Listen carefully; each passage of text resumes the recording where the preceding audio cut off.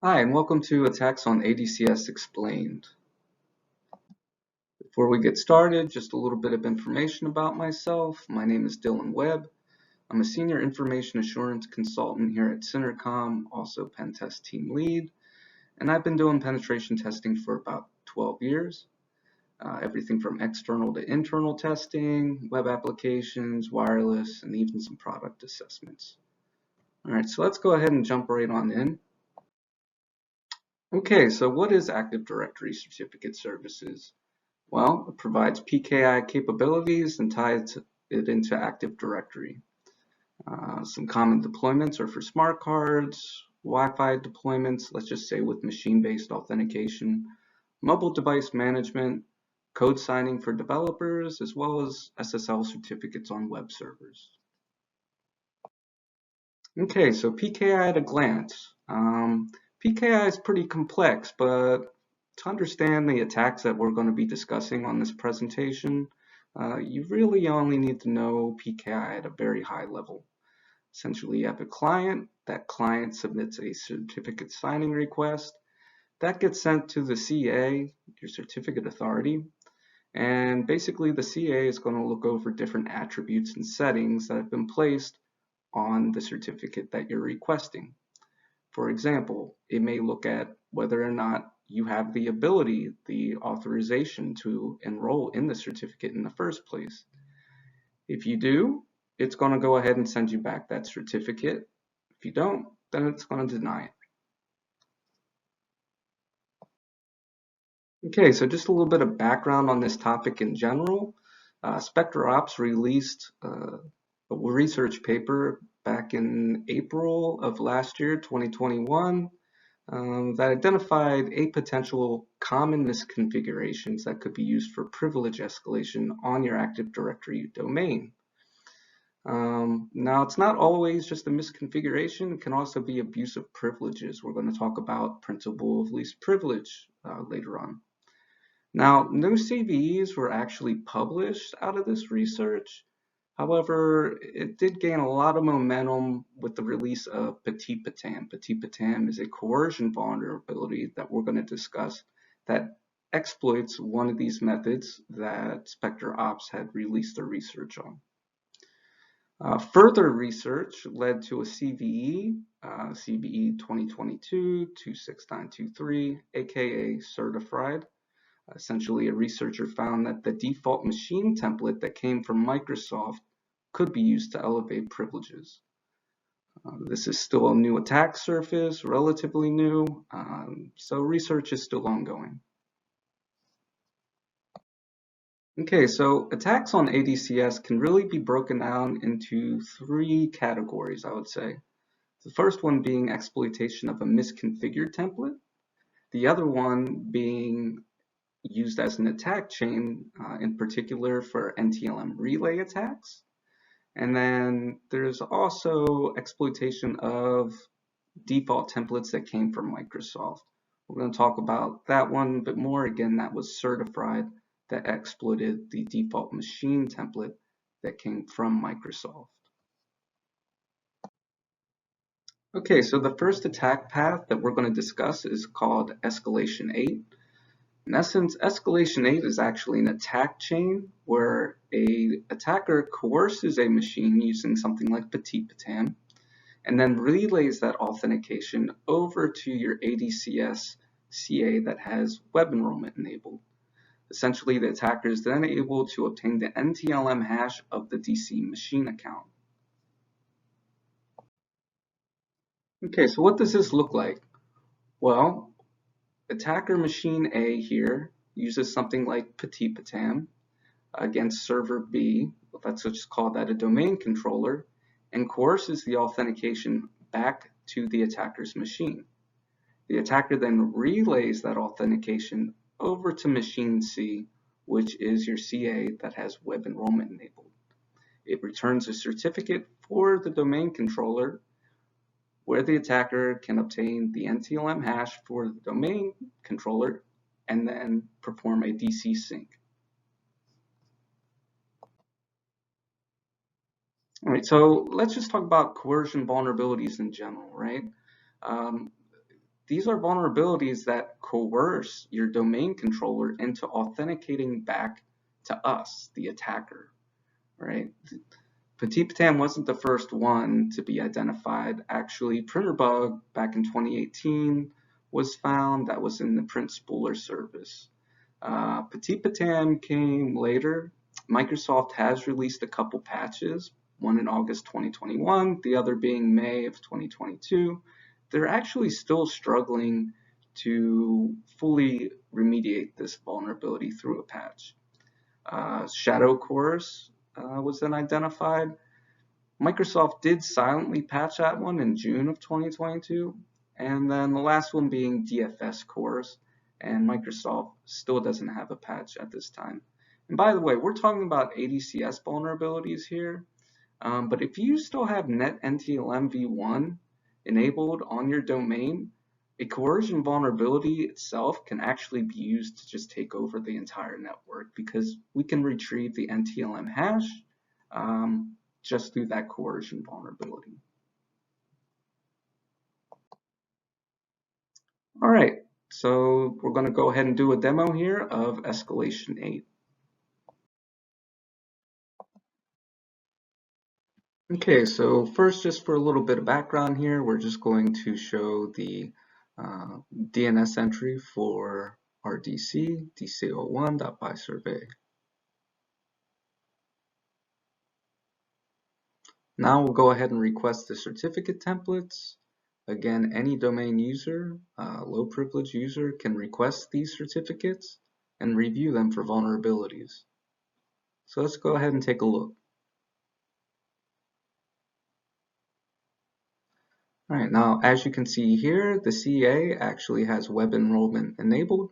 In this case, it's just a default deployment of web enrollment that we'll be able to exploit.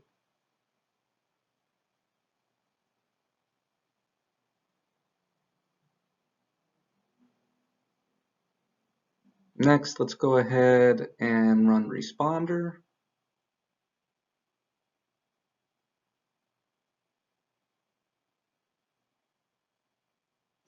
And the reason why we're going to run Responder here first is just to demonstrate when we exploit Petit Patam, we're going to see that authentication relayed back to us, the attacker machine.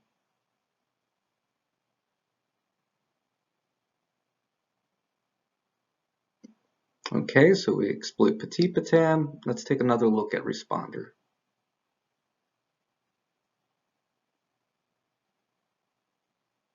All right, now as you can see, the DC did authenticate back to us and actually used NetNTLM v1, so that's a big problem. Now we'll go ahead and start up our relay. We're going to go ahead and point it at our CA with web enrollment enabled. We'll specify domain controller as the template to use.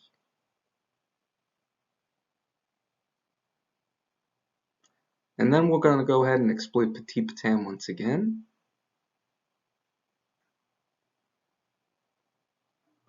Let's go ahead and see if we got a certificate back.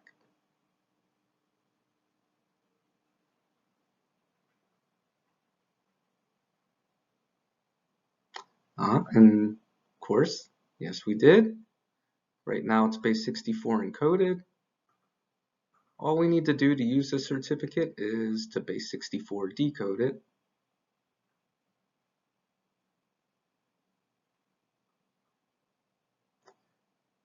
We'll be able to use that base 64 decoded certificate to authenticate as the DC, as you'll see here in a minute.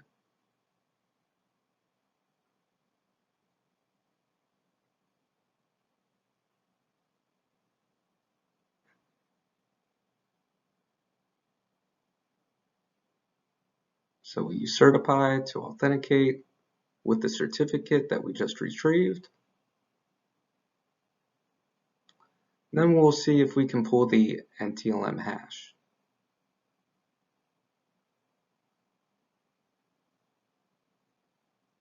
And there you go. We have the DC hash, the machine hash for DC02. So what can we do with this?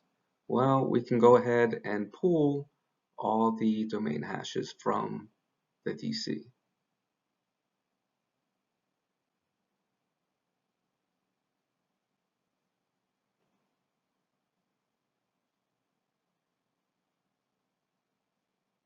As you can see, the attack worked. We pulled all the domain hashes.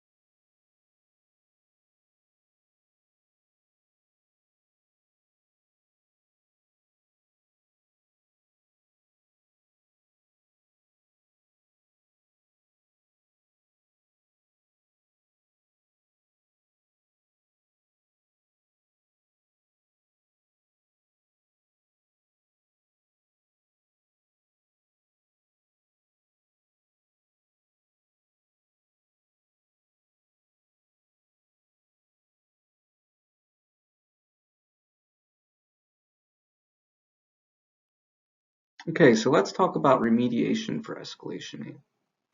Well, number one, if you don't need web enrollment enabled, you can just go ahead and disable it.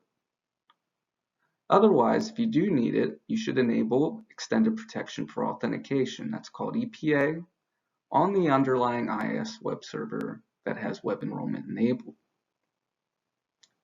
This effectively protects it from NTLM relay attacks. Okay, so let's go ahead and talk about certificate templates themselves. This is a completely different attack vector from Escalation 8.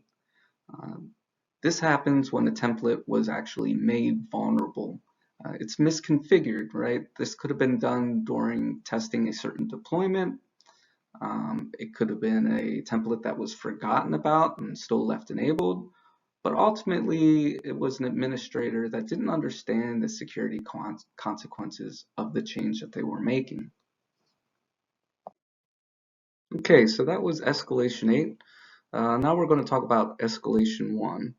And again, Escalation 1 is a misconfiguration in the template itself. Primarily, the misconfiguration is that it allows the enrollee to supply a subject alternate name. That's the SAN. Typically, this is used for generating and issuing SSL certificates that are valid on more than one host or a domain. But what an attacker can do with that is supply something like a user principal name, a UPN, for any account that they want and retrieve a certificate from it. So long as the certificate allows authentication, the attacker has the ability to enroll and it doesn't require manager approval, then the attacker can exploit Escalation 1. Okay, so on the administrative side, what does this vulnerable template look like?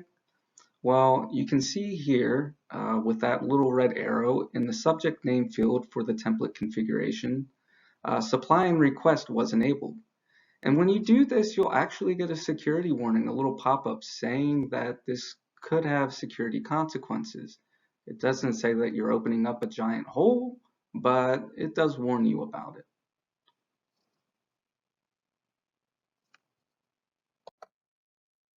All right, so we're going to go ahead and exploit Escalation 1.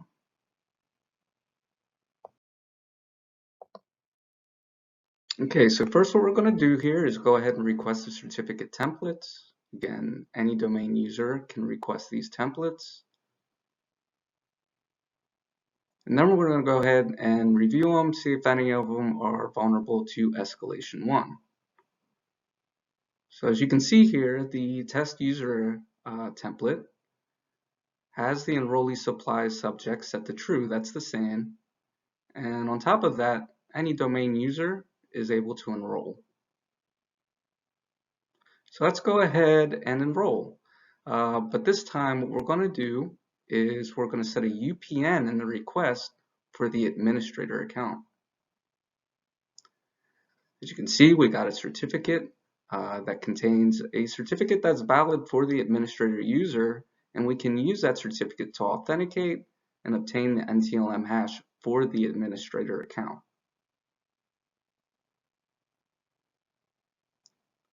And from there, we can do anything. We can pass the hash, for example, and impersonate the administrator user. Okay, so that was full exploitation of Escalation 1. Again, the SAN is really most commonly used for generating SSL certificates that are valid on more than one server, more than one system, more than one domain.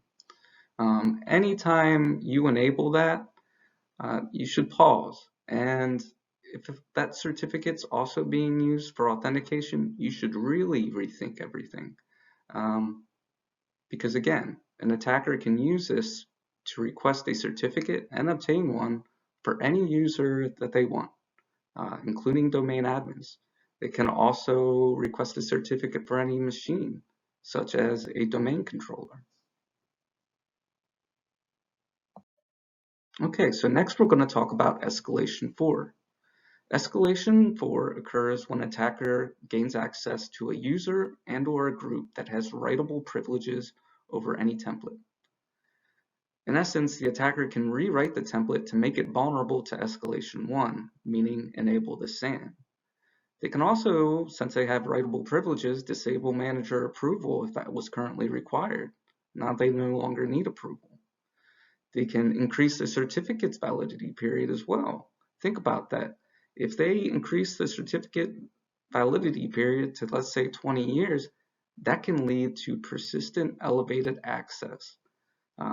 Even if the user changes their password, their certificate can be used to obtain a ticket granting ticket to retrieve the NTLM hash. Something to consider. Okay, so what does this look like from the administrative side? Well, if we're logged on to the ADCS server and we pull up a template called test user write, we'll see there under the Security tab that all authenticated users have write privileges to the template. So that is definitely not a good idea. Okay, so let's go ahead and do a demo of Escalation 4.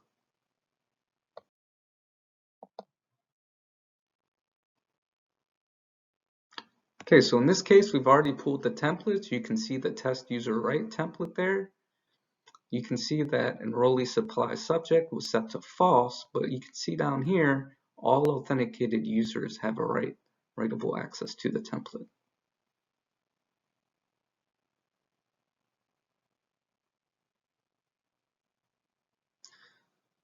Let's go ahead and exploit it here. We're using the tool called Certify. We just specify the template name user write.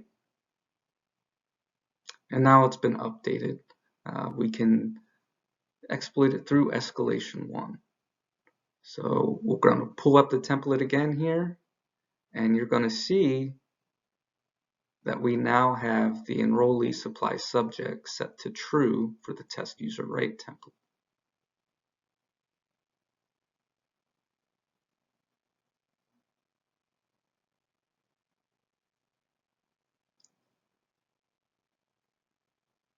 And there you go.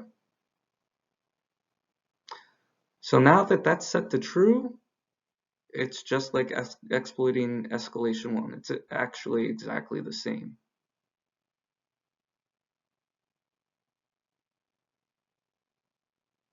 So we'll specify the template that now has SAN enabled with the UPN for the administrator account. We receive the certificate. We'll go ahead and authenticate and obtain the NTLM hash for the administrator user. And there you go. Okay, so that takes us to remediation for Escalation 4. Well, the first thing you need to do is find your vulnerable templates, right? So you need to do a security audit.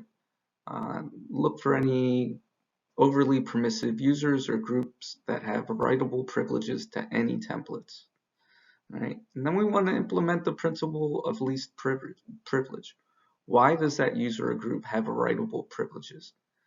It's common for ADCS administrators and even domain administrators to have writable access, but anybody else you're really giving a lot of trust to.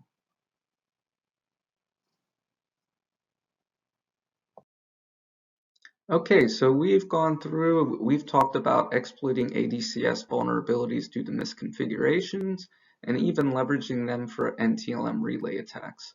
But that brings a third category, a fairly new category, and that's exploitation of machine templates themselves. And by default template, I mean the templates that were actually provided by Microsoft. To date, there's only been one. We commonly refer to it as certified, and essentially a user has writable access over the DNS hostname attribute. So keep in mind here that any domain user can create up to 10 machines in Active Directory by default. That's the machine account quota. So an attacker can create an AD computer and then rewrite the DNS hostname. And what if they do this and they make the DNS hostname the same as your domain controller? Well, the researcher found out that he could impersonate the domain controller. He could retrieve a certificate that could then be used to retrieve the NTLM hash for the domain controller. Okay, so what does that look like? Well, you can see here in the screenshot, the attribute for one of these machines here for John PC has been updated, and the DNS hostname attribute is dc.corp.local. But if you look further down there, you can actually see that the SAM account name is John PC. This is a mismatch, but what this researcher found was that he could obtain a valid certificate for the DC after creating just a generic computer account. Okay, so let's go ahead and demo Certified. Okay, so the first thing we're going to do here is just go ahead and create a computer account. Again, any domain user by default can create one, but we're going to give it that DNS attribute of dco1.bysurvey.com in this example. As you can see, we were able to successfully create that machine account. It gave us our password for the computer account, so we'll go ahead and request a certificate that will have the DNS attribute for the domain controller.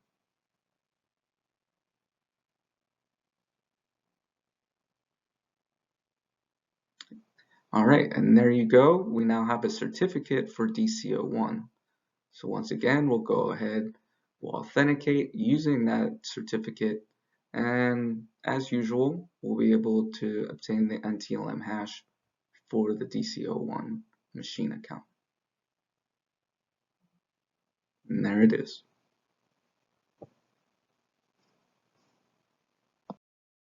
Okay, so remediation from certified is pretty straightforward.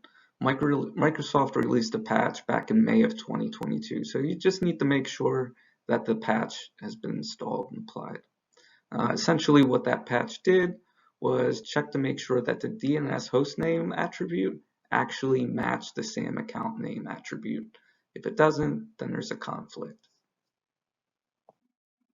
Okay, so let's talk about remediations in general for all the vulnerabilities we've discussed. Number one, of course, we just talked about it. Go ahead and apply the patch for certified. Also, if you're using web enrollment, go ahead and enable EPA. And it's a very good idea to go ahead and audit all your certificate templates. If you've never done it before, I would highly recommend doing that. Okay, so for performing that audit, there are several tools and utilities that you can use, but you can also use the same tool that we've been using in this video for exploitation. That tool is called Certify. At the end of the video, we'll actually have a reference where you'll see a link to the GitHub repo. The great thing about Certify is that when you pull back those certificates, you can see at the bottom of the screenshot here, it'll tell you any low-hanging fruit vulnerabilities that it sees, Escalation 1, Escalation 2, and so on, even ones that we have not discussed in this video.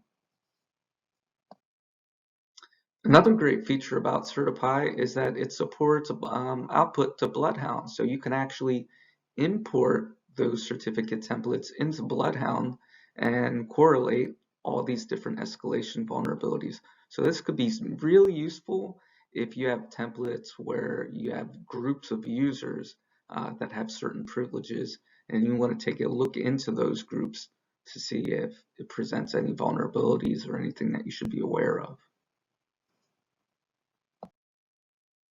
So be vigilant. If you don't know who your ADCS administrators are, get to know them. Make sure that they are familiar with these vulnerabilities. Additionally, remove templates that are no longer being used. For example, disabling a template should just be a temporary option. If staff changes or that template is mistakenly enabled at some point, then you're opening up a hole. Also, do you know when these changes are being made? Consider formal change requests to trigger security audit when making any changes to templates. You may also want to consider performing regular security audits of the templates themselves, especially if you're not doing change requests. Additionally, on the defensive side, there are some event IDs that you can use to trigger some alerts. For example, event ID 4886, you can see that in the right window. Essentially, that is a certificate that's been requested.